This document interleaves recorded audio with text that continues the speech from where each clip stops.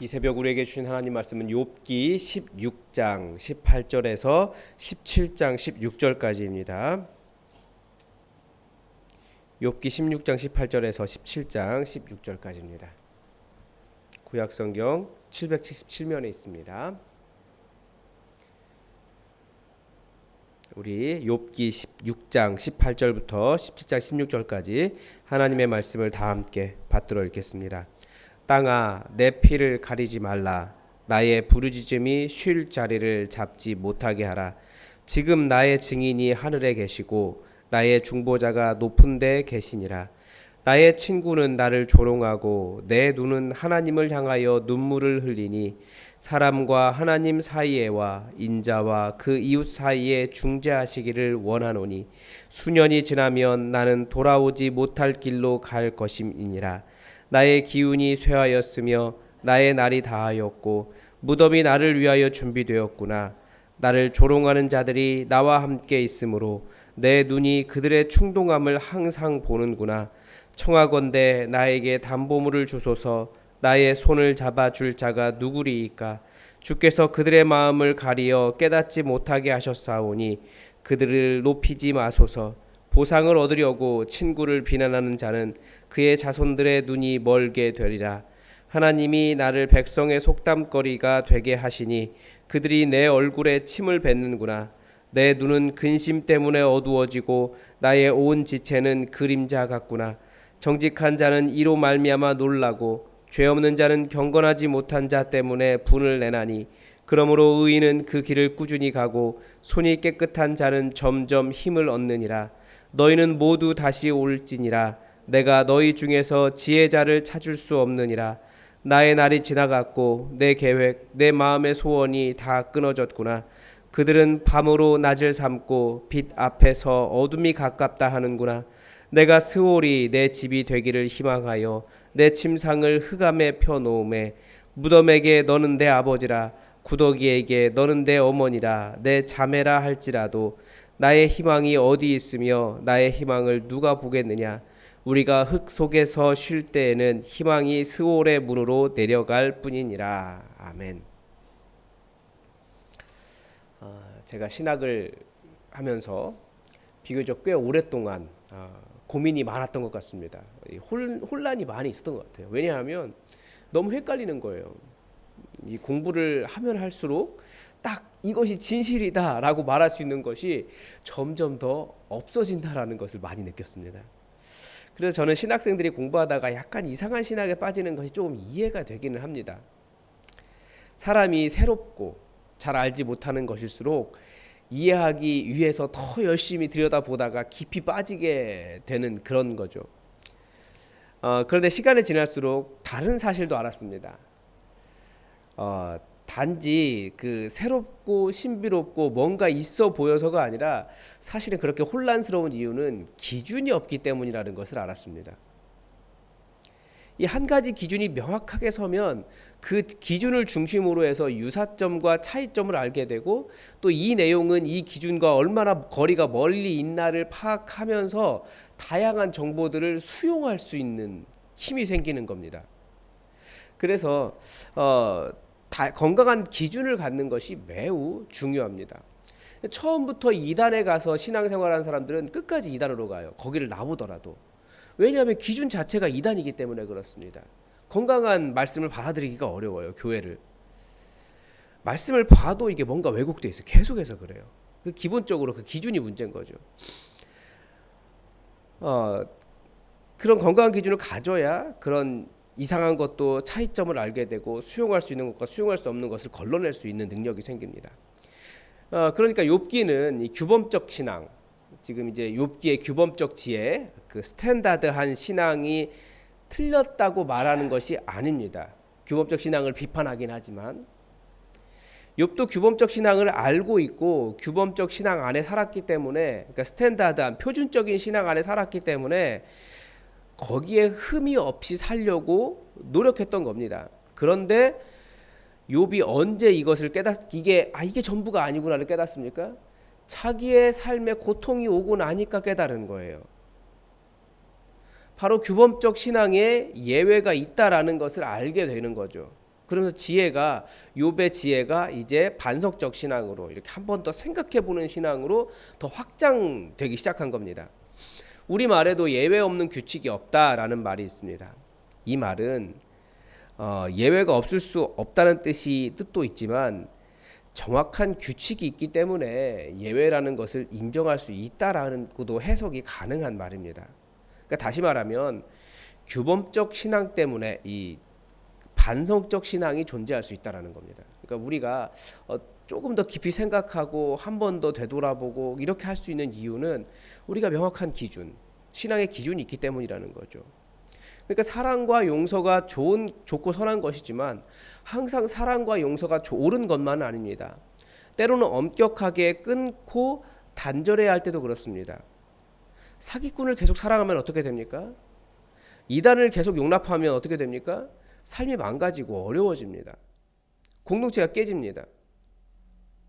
자신의 명성을 위해서 공동체를 어지럽히는 아나니아와 삽비라 같은 사람은 성령님께서 직접 없애실 정도였습니다. 그런데 욥은 그런 그 예외 반성적 신앙을 자신의 고통 속에서 깨달았다라는 거 지금 이야기하고 있는 겁니다. 먼저 18절에서 22절에서 욥은 절규하듯이 하나님께 부르짖습니다. 분명히 여전히 자신의 중보자, 자신이 무죄하다는 증인은 하나님 그분이시다라고 고백을 하고 있습니다. 그런데 왜 이렇게 자신의 울부짖음이 하늘에 닿지 않을까? 왜 친구들은 나를 이렇게 오해하고 있을까? 고민하고 있습니다. 그만큼 마음이 괴로운 거예요. 육신의 괴로움뿐만 아니라 마음도 너무나 괴로운 거죠. 육신이 괴로우면 당연히 마음도 괴롭죠. 20절의 표현은 나와 하나님 사이에, 나와 친구들 사이에 좀 이 억울함을 중재해 줄 수 있는 사람이 있었으면, 중재자가 있었으면 얼마나 좋을까, 이런 말입니다. 없다는 뜻이죠, 중재자가. 고통 속에 들어가 보니 하나님은 침묵하고 계시고 주변 사람들은 조언을 한다면서 더 나를 힘들게 하더라. 제발 누가 이 억울함 좀 풀어주기를 바라는데 그럴 수 있는 존재가 아무도 없다. 자기가 고통을 당해보니까 알겠다는 거예요. 그래서 얼마나 많은 사람들이 힘들었을까, 고통 속에서. 이걸 지금 깨닫고 있는 거죠. 그리고 이제 1절에서 5절에 보면 욥이 자신의 손을 잡아주지 않는 친구들을 향해서도 말합니다. 2절에 보면 자신의 친구들을 자신을 조롱하는 자라고 표현하고 있습니다. 이게 위로인지 조롱인지 구분이 되지 않는 말들을 하는 거죠.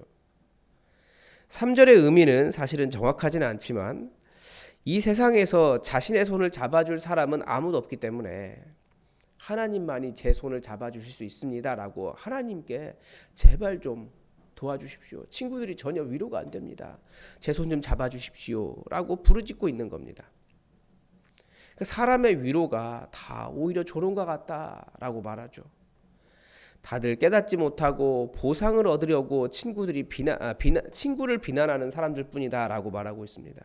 이게 워낙 의미를 파악하기 좀 어려운 그런 내용이긴 하지만 친구들이 욥을 비난하는 이유는 자신들이 욥 편을 들었다가 자신들도 욥처럼 벌받게 될까봐 두려워서 더 강경하게 욥을 죄인이라고 비난하고 있다는 말씀과 관련이 있습니다. 그러니까 바리새인들과 같은 그런 삶이죠. 지난주가 추수감사절이었는데 많은 교회에서 감사의 메시지가 선포가 되었습니다. 그래서 제가 아는 분들 중에 몇 분이 분노하면서 이렇게 글을 쓰신 분이 몇 분 계세요. 예배드리러 갔는데 목사님이 감사에 대한 예화를 드셨는데 어떤 사고가 나서 사람이 많이 죽었는데 어떤 사람은 죽지 않아서 감사하다는 내용이었다고 합니다. 참 희한해요. 한국 교회는 예화가 거의 비슷비슷해요. 다들 누가 써주나 봐요. 다른 사람 다 죽었는데 나는 살았으니 감사하다. 이거 굉장히 이기적인 거죠. 재난을 당한 사람들에게 그건 조롱이에요. 물론 개인적으로는 너무나 감사할 수 있어요. 개인적으로 얼마든지 그렇게 이야기하죠. 당연히 하나님의 은혜를 찬양할 수밖에 없고 감사 헌금도 해야 되고 그건 맞습니다. 감사한 건 맞는데 개인적으로는 그렇게 고백할 수 있지만 지금도 이 세상에 얼마나 많은 사고가 있습니까? 예수님은 내가 거룩해서 오늘을 사는 것이 아니라 아니기 때문에 감사한 하루가 하루하루가 맞다는 것은 우리가 인정할 수 있습니다. 그렇게 말씀하시기 때문에 인정할 수는 있습니다. 그러나 다른 사람의 고통을 내가 당하지 않아서 감사하다? 이건 이기적인 조롱이에요. 자기 중심적인 자기 죄의 또 다른 표현일 뿐입니다. 그래서 욥이 고통을 당해보니 사람들은 이 고통을 이해하지 못하더라. 같은 형편에 있지 않으면 잘 모르더라 말하고 있고, 내 마음은 오직 하나님만이 아신다. 내 손을 잡아주실 수 있는 분은 오직 하나님 뿐이시다라는 것을 알고 고통 중에 더 하나님께 하나님 손잡아 달라고 하나님께 부르짖고 있는 겁니다. 고통 속에서 깨달은 거죠. 다른 사람에 대한 마음을 갖고 하나님의 마음을 깨달은 거예요. 6절에서 10절에서 볼 수 있는 6절부터 10절에서 볼 수 있는 또 다른 깨달음은 지금 지혜롭다고 말하고 있는 저 친구들의 지혜가 아니었다라는 거죠. 그러니까 규범적 신앙이라고 하는 것이 때로는 지혜가 아닐 수 있다라는 거예요. 왜 진정한 지혜가 되지 못할까요? 이게 8절에 보면 욥의 사정을 보고 소위 정직한 자들은 욥의 고난을 보고 놀라고, 죄가 없다고 말하는 사람들, 자기는 깨끗하다라고 말하는 사람들이 욥과 같은 사람을 경건하지 못한 자라고 분노를 내더라는 겁니다. 진짜 지혜는 사람에게 분노하고 침을 뱉고 조롱하고 죄인이라고 정죄하는 것이 아닙니다. 진짜 신앙은 나는 이런 수준에 올랐는데 너는 왜 오르지 못했느냐고 그 사람을 정죄하고 하나님께 복받지 못한 사람이라고 그 사람을 공동체에서 잘라내고 그러는 것이 아니라는 거예요. 예수님께서 오셔서 우리에게 가르쳐 주신 것도 그것입니다. 신약 성경은 우리도 다 기준이 있어서 다른 사람 정죄할 수 있지만 그것을 오히려 반대로 율법이라고 이야기하면서 사랑하지 못하면 율법도 육체의 소욕을 따라가는 것이다라고 가르쳐 줍니다. 누구든 분노할 수 있고 누구든 내가 그 상황이 아니면 다른 사람 향해 손가락질할 수 있어요. 그런데 그것은 그 사람이 거룩해서가 아니라 그 사람이 자신의 기준으로 육신의 열매를 맺기 때문이라고 가르쳐 줍니다. 성령의 소욕을 따르면 오히려 그렇게 안 되는 사람이나 어려운 사람, 고통당하는 사람을 보면 안타깝고 연민의 마음이 올라오고 예수님처럼 자신을 내어주면서 회복시켜 주려고 하는 마음이 일어난다라는 거죠. 즉 우리 시대의 말로 하면 사람들이 진정한 신앙을 가지고 있다라고 말하면서 자꾸 가르치려고 하고 정죄하고 부족하니 더 기도하라고, 더 정성을 다해라라고 이야기하고, 헌금해라라고 이야기하고, 더 헌신하라라고 말하지만 결국 사람을 위로하고 마음의 근심을 덜어주는 사랑의 마음을 갖지 못하면, 그러니까 내가 정말 사랑하는 사람으로 변화되지 못하면 그거 진짜 신앙 아니다. 예수님 그 말씀하신 겁니다. 바리새인들의 신앙에 대해서 이야기하면서. 바리새인들은 철저했습니다. 성경도 잘 알았어요. 그런데 바리새인들 어떻게 했습니까? 자기들이 아는 그 신앙 가지고 계속 다른 사람, 뭐라고 합니까? 병든 사람은 죄인이라고 이야기하고, 자기들보다 조금 학문이 모자란 사람들은 다들 열등한 사람이라고 이야기하고, 계속 갈라내고 사람 살지 못하게 했다라는 거죠. 그건 신앙 아니라는 거예요. 정말 하나님의 마음을 안다면 그 사람 회복시키기 위해서 사랑하는 사람이 되어야 되는 거죠. 마지막으로 11절에서 16절에서는 욥 자신이 알던 것이 또 전부가 아니라는 것을 욥도 깨달았다라는 거예요. 고통 속에서. 11절에 내 계획, 내 마음의 소원이라는 말이 있는데요. 우리는 보통 이 내 계획, 내 마음의 소원이라는 말을 내가 바라는 내 미래의 일들이라고 생각을 합니다. 그런데 이 지혜 문헌에서는 내 계획, 내 마음의 소원이라는 말은 규범적인 지혜, 그러니까 옳다라고 말하는 정확한 원칙, 법칙을 따랐을 때 당연하게 따라오는 미래를 이야기합니다. 그러니까 과거를 이야기해요. 오히려. 그러니까 내 마음의 소원이라는 말은 내가 지금까지 조상들로부터 배워왔던 것들이라는 뜻입니다. 원말 자체가. 그런 규범적, 표준적 지혜를 금과 옥주로 여기며 살았는데 고난을 당해보니 그런 것들이 내가 지금까지 밤을 낮으로 삼고 살아왔고 빛이라기보다는 어둠에 가까웠구나라는 것을 깨달은 겁니다. 고난 당하는 것을 고난 당하고 보니 그게 모든 것을 다 설명하는 것이 아니고 굉장히 부족한 것들이었다라는 것을 알았다는 겁니다. 여러분, 고난은 우리에게 많은 것을 깨닫게 해줍니다. 그래서 때로는 고난이 너무나 힘들지만 하나님의 마음을 알게 돼요. 어떤 사람은 고난 때문에 하나님을 떠나기도 하지만 오히려 더 하나님을 아는 사람들은 고난 때문에 더 하나님 붙잡고 하나님을 경험하는 일이 더 많이 일어납니다. 우리의 신앙이 때로는 얼마나 하나님과는 관계없는 종교였는지도 깨닫게 됩니다. 그리고 하나님께서 절대 침묵하시는 것이 아니라는 것도 알게 됩니다. 이미 하나님은 너무나 아파하시고 당신의 아들을 우리를 위해 내어주신 분이시라는 것을 아는 거죠. 고통 속에서. 그리고 그게 얼마나 힘든 일인지 우리가 또 알게 됩니다.